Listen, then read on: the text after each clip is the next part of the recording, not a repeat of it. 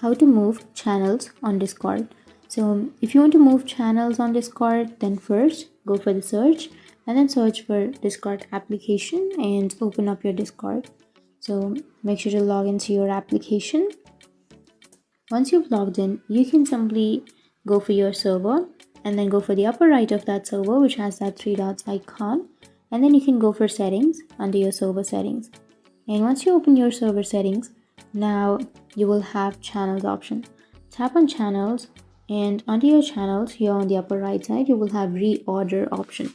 Tap on reorder and then go for the text channels or the voice channels. So for example, I'll be choosing text channels, and here if you want to rearrange or if you want to move your channels, then you need to simply hold on to that channel and you can drag that upwards or bottom.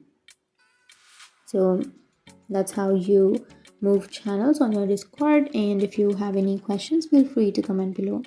Thanks for watching.